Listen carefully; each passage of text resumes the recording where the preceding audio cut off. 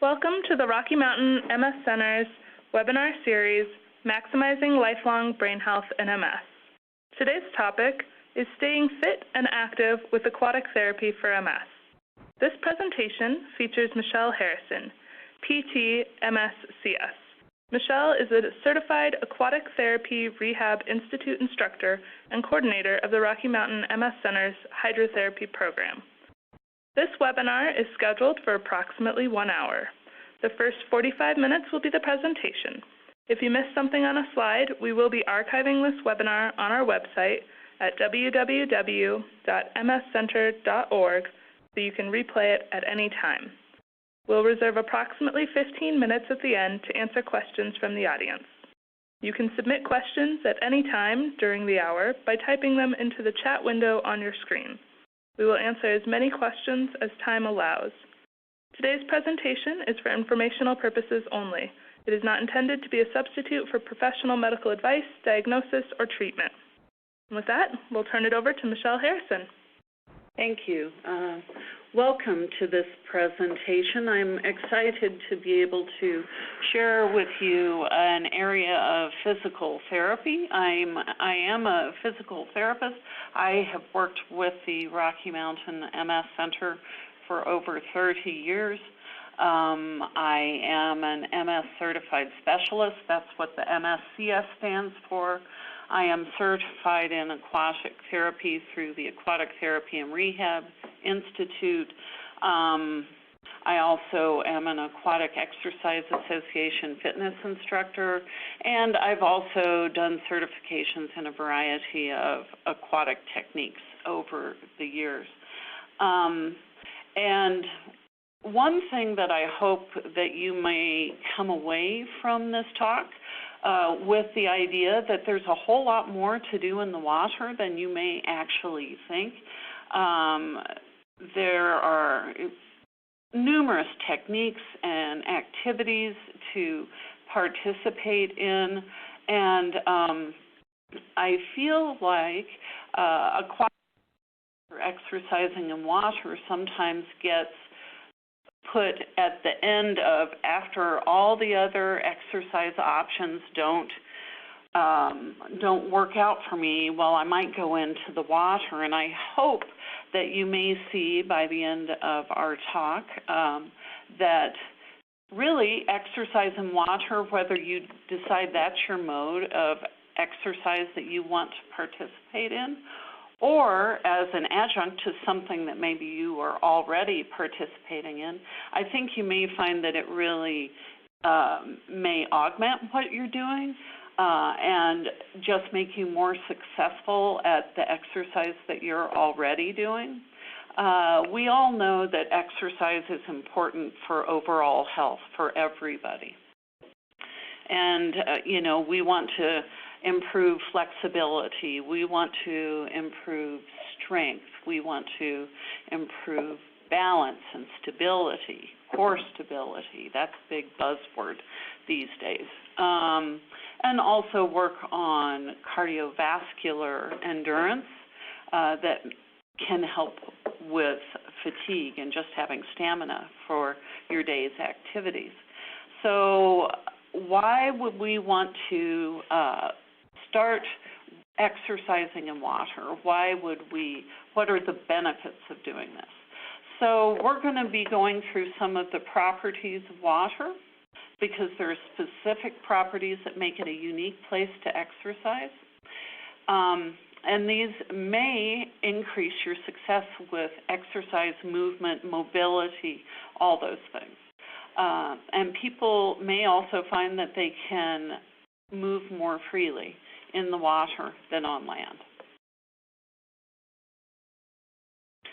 And being a physical therapist, I also always want to say, what I want to affect is not only getting you in the water to do exercise and things there, but I would like to see that you have improved function when you get out of the pool, that you feel like you're more flexible. Maybe it's easier to move around, pick up your legs, participate in activities.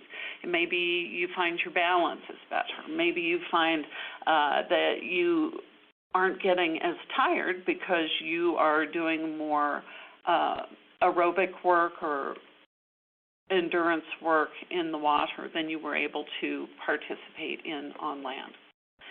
And then I wanted to go over exercise is a great way to help with neural plasticity. Now, what is neural plasticity? That is the ability of the brain.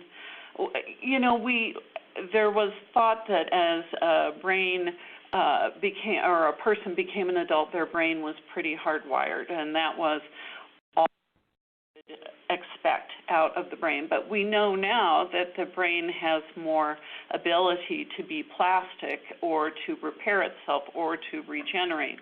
And part of that is through the release of neurotrophins, and those are chemicals in the brain, like nerve growth hormone, brain growth factor, that help with repair, regeneration, and protection of nervous system tissue.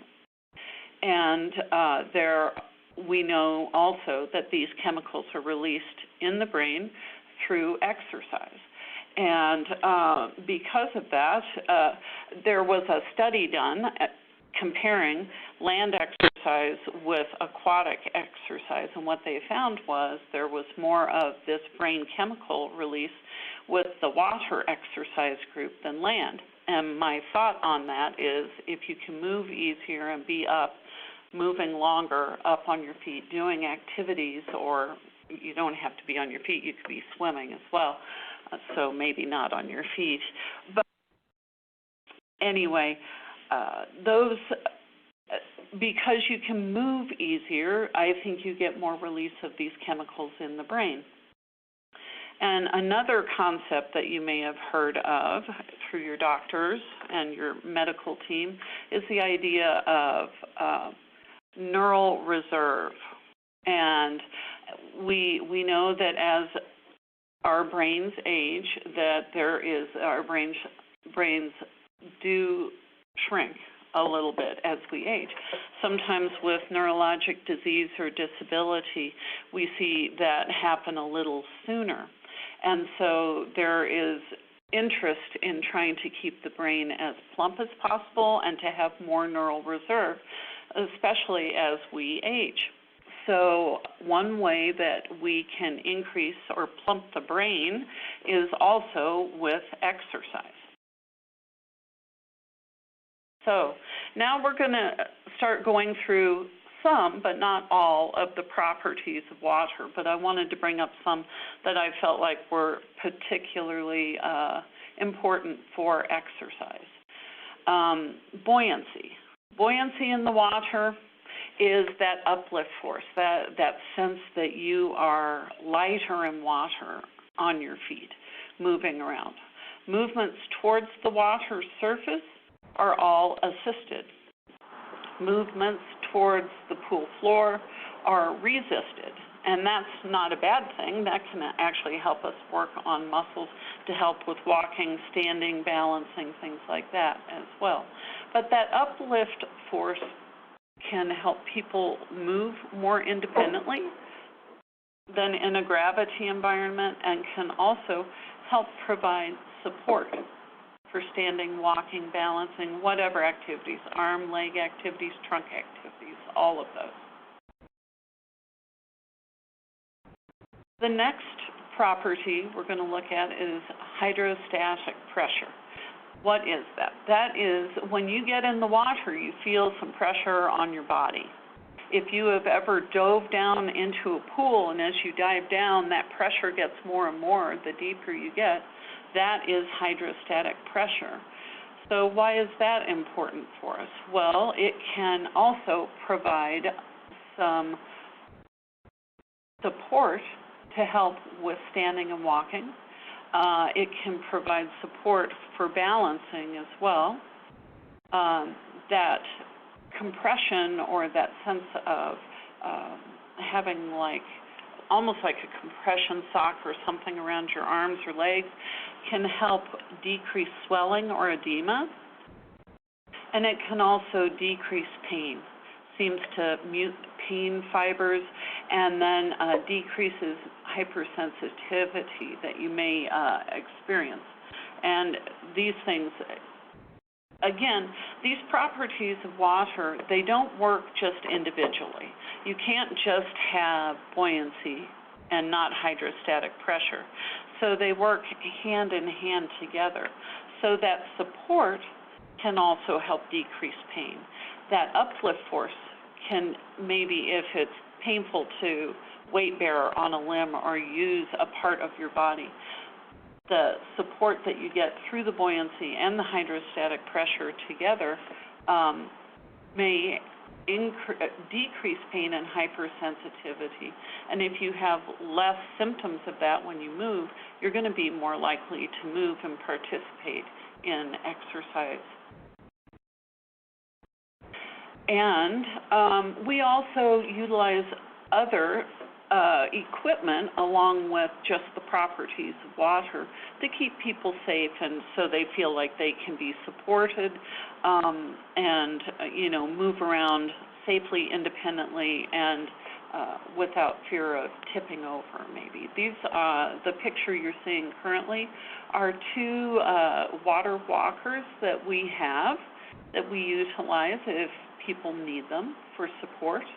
There's a lot of different equipment you can use to help support you in the water. And as we go through subsequent slides, I think you'll see some of the uses of the equipment, and we'll go through just a few pieces right now. This is a gentleman utilizing the water walker. We can also use noodles as support or balance. The dumbbells that you see this lady using are great for balance, for walking, maybe balance activities if you need that kind of support. But they, a lot of this equipment has multiple uses. It could be used for resistance. It can be used, so working on strengthening, core stability programs within the water. But in this case, the dumbbells are just being used to help support her to walk and do some leg exercises. We also have neck floats and collars, especially if somebody's a little bit fearful of getting their face wet or maybe their head getting in the water. We have these available. I have a variety of equipment that I try and bring with me to the community hydro programs, just so we have a lot of different options for people to use. And to also realize that people of all ability levels can work in the pool, and there are activities for everybody. This is another example of someone using dumbbells for standing and walking. This lady, she uses a power chair for mobility on land, but when she's in the water, she's with the dumbbells only. She's actually able to stand up, again with the hydrostatic pressure, the buoyancy, and now the dumbbells. She can get up and move around the pool on her own. This gentleman felt more comfortable having a neck collar on, so we used that for him. He also liked to have a belt around his middle, and that can also be another support, is one of the flotation belts around the middle of the body. And here he is working on a functional activity. He's actually working on stair climbing. And not only exercise, but functional activities can be worked on in the pool. This is a different use of the flotation belt. This is showing somebody using the belt in the deeper end of the pool to suspend them so that now they're able to do an activity like run without any weight bearing at all. And if somebody is having trouble with doing any weight bearing or pain or things with that, we can actually suspend you if needed. Activities in the pool, and again, the dumbbells for balance. They can also be used for resistance for the arms. But We can do activities in the deep end of the pool. We can semi-suspend. We can do things in the shallow end. So again, lots of diversity and options within the pool.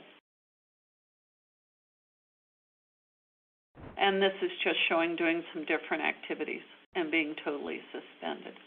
These activities end up being great for not only working, maybe doing some aerobic work in the pool, running, jumping jacks, cross country. We've got all sorts of different movements, and I try and pair the movements that we choose with areas that may need to be strengthened for people.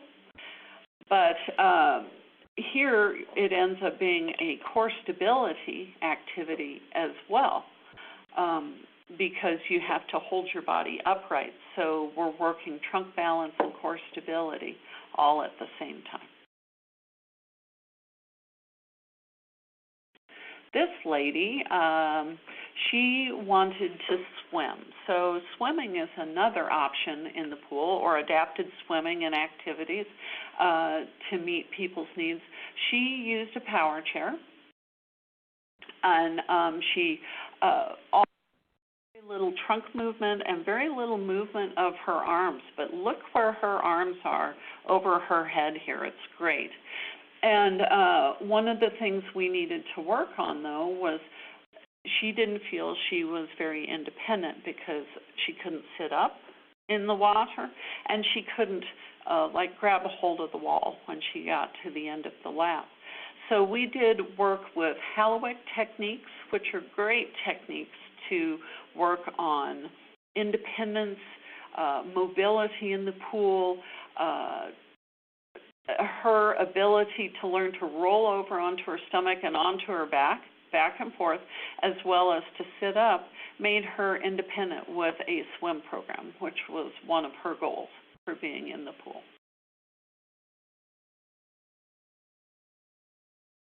The next property of water we're going to look at is viscosity. So what is viscosity? It is when you move your hand through the air, it feels very light. There's no resistance to your movement in air. When you move your hand through water, it feels thick. It's slower. It feels like you have resistance to your movement. So there are some real benefits of viscosity for people and performing exercise and functional tasks. It helps slow movement down. Sometimes that viscosity and alongside the hydrostatic pressure can help slow down tremor for people. If you've got a tremor, we can also add fins and things on to even increase that viscosity to make movement easier, purposeful movement that you want. Because it slows down movement, it gives you increased opportunities to work on equilibrium, on balance, on righting reactions, which means being able to catch yourself when you fall. We can also work on higher level balance skills while we're in the water. People find because one, technically you can't fall. Now you can go into a back float or a front float, but technically you can't fall over. People are a little more willing to try and practice things that they might not even attempt on land.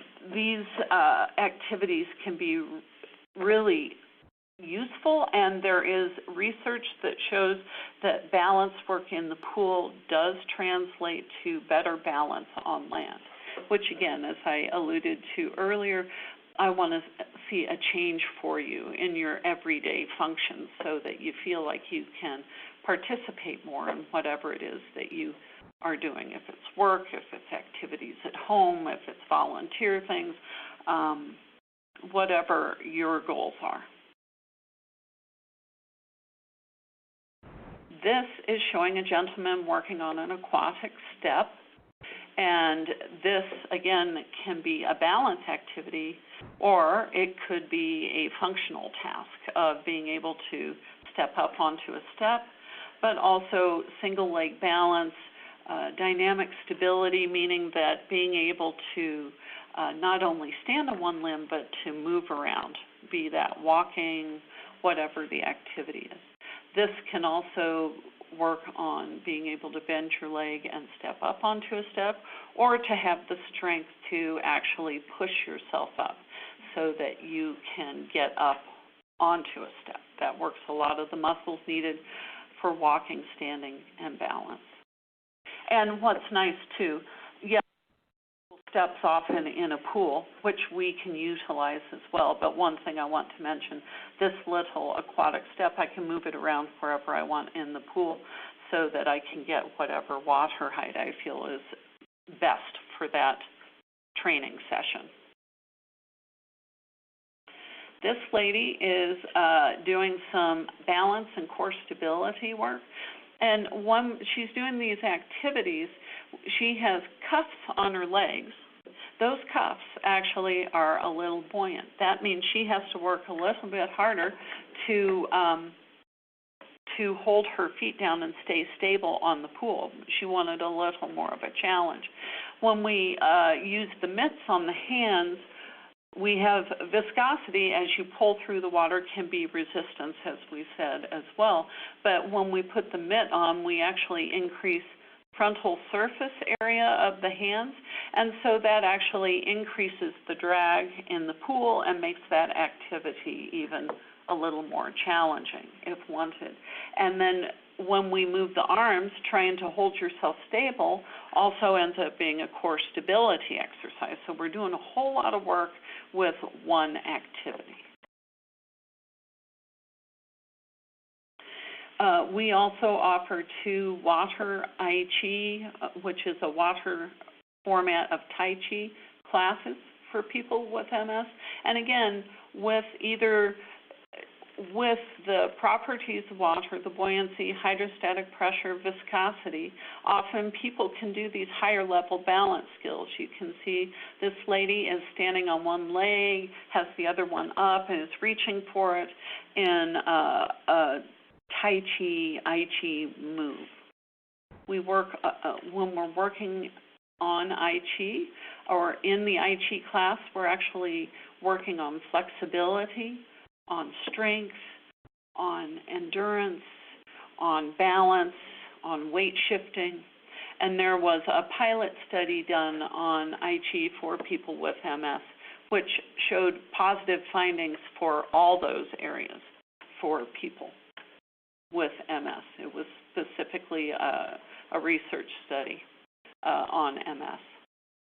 Here is just another I Chi moment in the pool.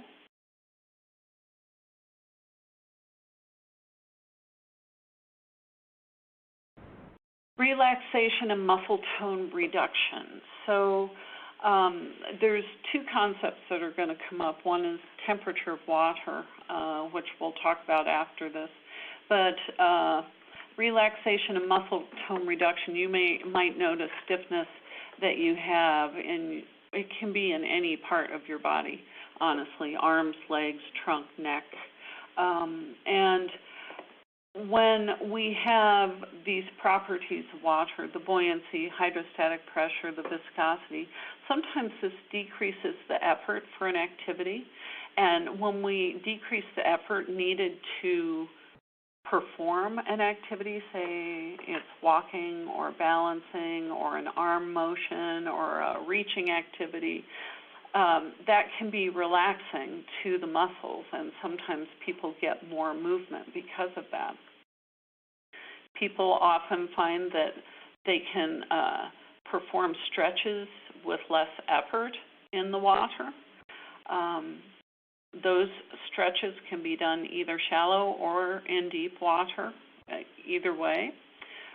There's soft tissue work that is really effective and easier to do in the water than, say, sometimes even a land massage. So here is an example of I'm working on a lady who has neck and shoulder pain. We are working with Watsu, which is water shiatsu work, and Jihara work to improve flexibility and decrease pain in the neck and shoulders, which I find has been very effective. The water supports the person, the temperature of the water, as long as people are comfortable in that temperature.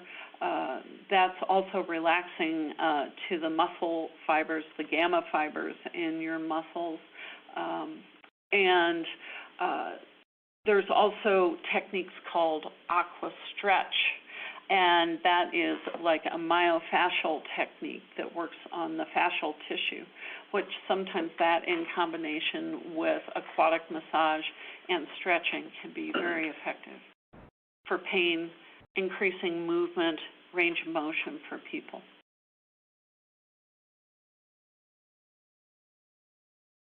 Here's just an example of somebody actually doing a stretch for the front of his thigh, for his quads, in the deep end of the pool.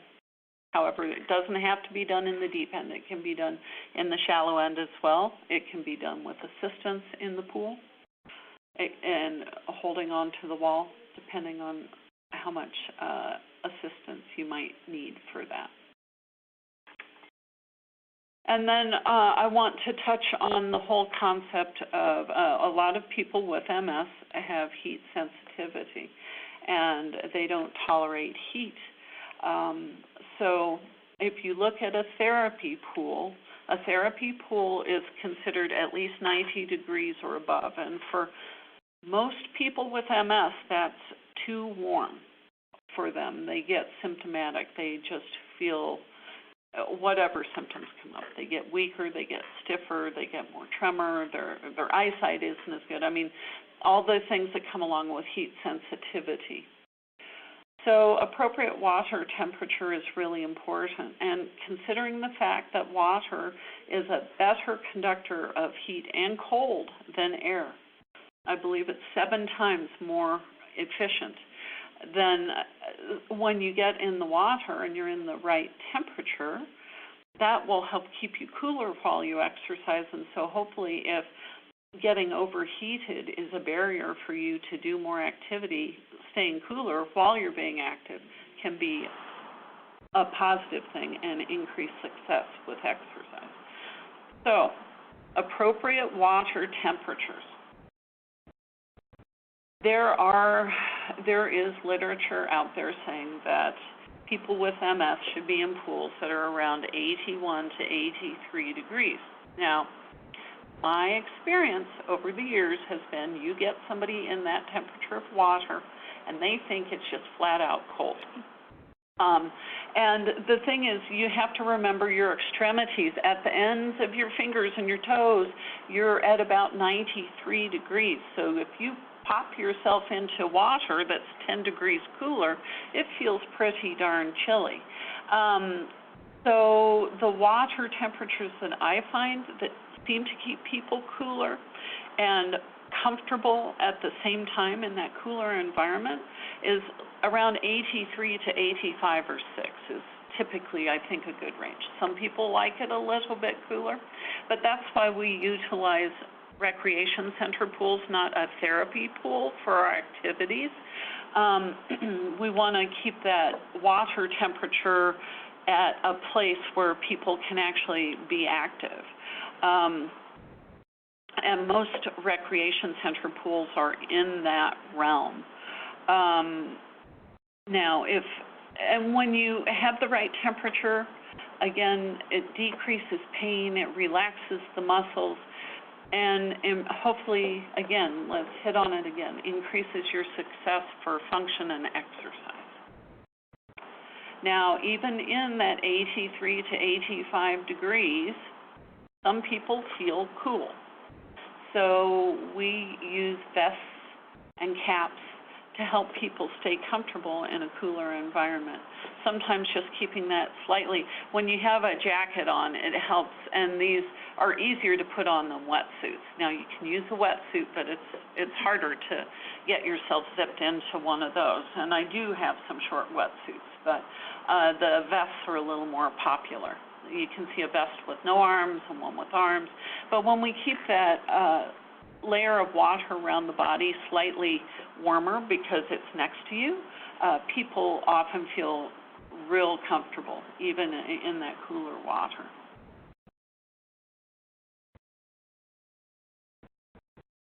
With the properties that we've talked about, there are changes in sensory input, decreasing hypersensitivity, like just that sense that just even touching you is very painful.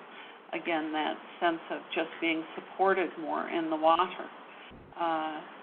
Because you may do activities and not weight bear as much, if you have trouble with painful joints, arthritis alongside your MS, decreasing that weight bearing can also really be your friend as far as increasing your ability to move, which is good for arthritic joints anyhow, but can also decrease pain and just allow people to do more activity and stay more fit.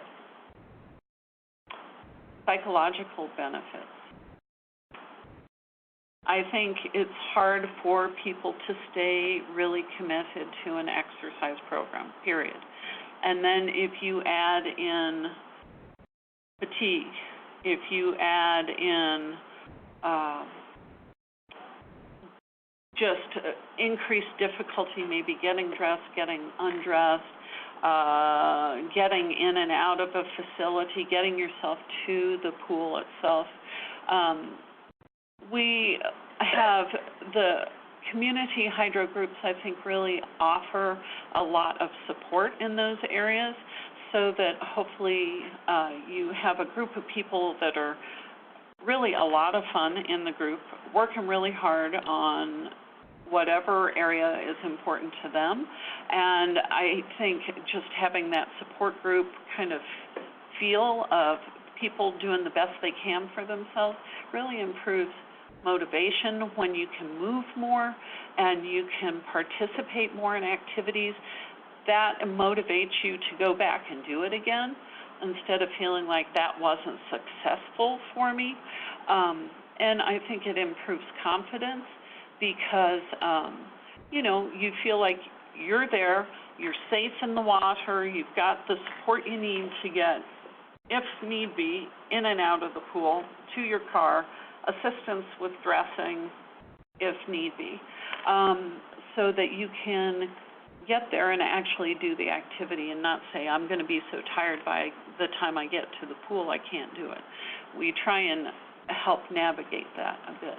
Also, just increased socialization.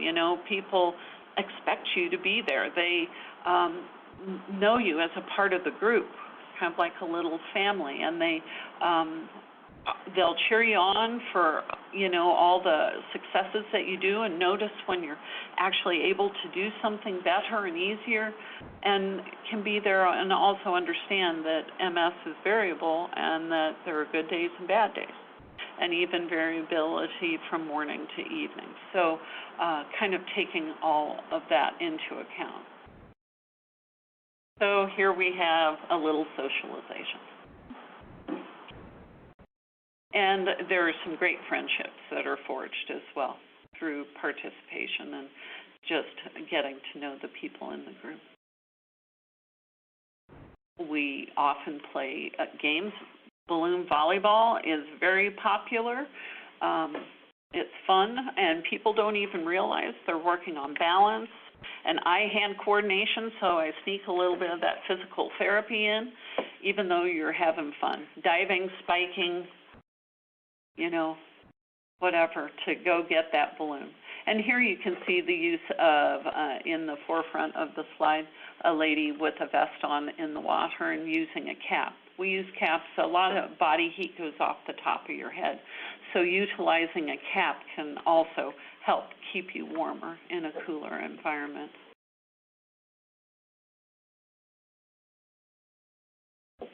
We do other games as well, other than balloon volleyball, but it's almost asked for weekly.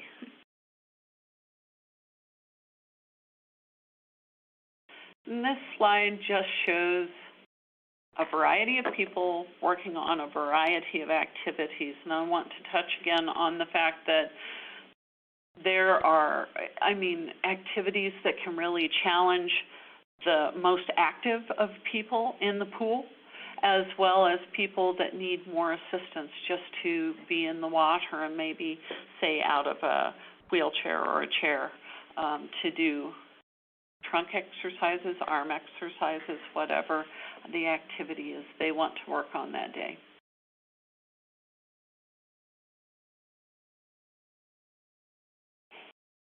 And then looking at aquatic therapy techniques, there are so many. I can't even list all of them, but just to kind of give you the idea, I think people think it's either just swimming laps or maybe, blue hair exercise of people in the pool, the little old ladies that always exercise in the water, but there are really a lot of options. Again, we talked about exercises can be done in the shallow end. They can be done semi-suspended. They can be done in the deep water, depending on people's abilities and their comfort level in the water. Aerobic exercise. And aerobic exercise is basically moving the larger muscle masses of the body, of the limbs, in a rhythmical, continuous motion that increases the heart rate. So why is that important? Well, that helps with heart, cardiovascular health, and helps decrease fatigue. So we have a variety of activities to work on aerobic exercise in the water. We can do water walking, we can do running, we can do a variety of exercises. We can run, hop, skip, jump. We can just about any activity. I try and really target lots of muscle groups when we do these activities. And we can also do things suspended with no weight bearing, as we've talked about before, and then swimming is an option if you want to swim. I have, with several people, worked on just the ability to swim as their body doesn't move quite the way that they remember that it did. So we can adapt activities. I can make that activity harder if you're quite an avid swimmer. There's ways to kind of step that up and make that even more challenging of an activity. But again, to help decrease fatigue which is one of the biggest complaints I hear of with people with MS is fatigue. So trying to increase that stamina level for your daily activities, not only in the pool, but at home, at work, wherever you are. Family and social activities, all those. The Watsu, Jahara work, and healing dance are all styles of aquatic massage. Work is a way, it's long proprioceptive neuromuscular facilitation, PNF techniques done in the water. Bad Ragaz is a town in Switzerland that has thermal waters that have been used since Roman times. And so there has been a long history of use of water for medicinal purposes in this town. They also have a really great rehab hospital. And one of the best people in the world, Urs Gamper, he's a Bad Ragaz master, teaches at that hospital. And it's a great technique. It's a one-on-one technique, as is Watsu and Jahara work, but Bad Ragaz, it can work on strength. I can find it very challenging for people that really need to be pushed for high-level strength training, as well as to help people that may be having trouble initiating emotion as well. So a lot of different applications there. The Halawick program is the program I talked about of learning independence and mobility in the pool. They do a lot of work with mental adjustment to the water, breath control in the water. The man who set up the Halawick program, his name is James McMillan. He was a boat builder. And so he took the properties of how a boat floats in water and applied those to bodies. His initial plan was, I believe it was back in the 50s in England, was to have a swim club for these severely disabled children to get in the pool and have a swim club for recreation. And what happened was, as they got these kids in the pool and they started doing this work, they were getting better. They were actually able to move better, sit up better, feed themselves, eat better. And so therapists quickly grabbed onto this technique to apply this to other people. And I find it a great way to help people with especially wanting to learn to swim or just feeling safe and independent of moving around in the pool by yourself. We have quite a bit of equipment that I try and bring to most of the classes. So there's lots of options. Again, there's fins, there's flippers, there's aquatic bands, kickboards, there's floats, there's you've seen the belts and the dumbbells and some other things, but just lots of different equipment that can be utilized. Games, balloon volleyball, very popular and fun. The hokey pokey, the bunny hop, red light, green light, that's a great balance activity actually. And then working on functional activities, walking, standing, balancing, step climbing, rolling, being able to roll over in bed, rolling in the pool is a great way to work on those strength issues for that. Tai Chi is, again, the water format of Tai Chi. When we do those classes, we also try and add in a little bit of stress management ideas alongside all the balance, strength, endurance, and flexibility work. Pilates is our water format of Pilates, and I think people can tell you it might be just even a little tougher than Pilates is because the water gives when you're trying to balance. So you have to really stabilize to keep yourself from, say, rolling over. Yoga is water yoga, also very popular. This is not an exhaustive list. This is just trying to get you to understand the diversity and all the things that might be possible to you in a pool group. And I would love to invite anybody in the Denver area to, we have a group up north at Myers Pool in the Westminster area that meets twice a week, and we have the community hydro program that meets in central Denver and Englewood. Would love to have you come and try that out. Would love to have you even try out a water Tai Chi class if that seemed interesting to you. I couldn't run this program without an amazing group of volunteers that are there every week to help with all the things that need to happen to logistically help people get from their cars into the dressing room, dressed, undressed, if assistance if needed, to the lift, assistance in the pool, and usually a little snack and socialization time at the end. And I can always use more volunteers as well if you know anybody that might like to participate in that as well. So I want to thank you for your time and attention. Thank you, Michelle. Just a reminder, if you have a question to submit, you can do so now using the chat window on your screen. We did have a couple of questions that were submitted ahead of time. Michelle, as we know, bladder issues are common in MS. How do we combat that in the pool? Well,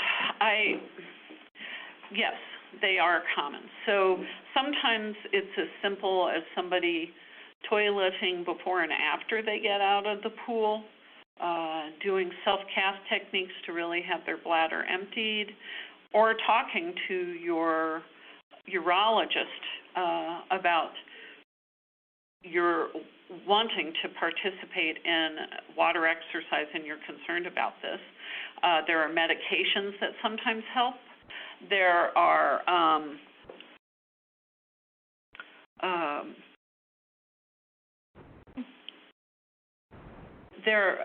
medications. We can use a waterproof pant in the pool. Sometimes people choose to think about catheterizing so that that's not an issue, if that's a real issue. But these are kind of a dialogue to have with your healthcare providers as well as the person helping to run the pool group. Excellent. Do you have any suggestions for waterproof trackers if somebody wants to track, like doing laps? Yes, I saw this question, and I believe that the polar chest strap is a waterproof one.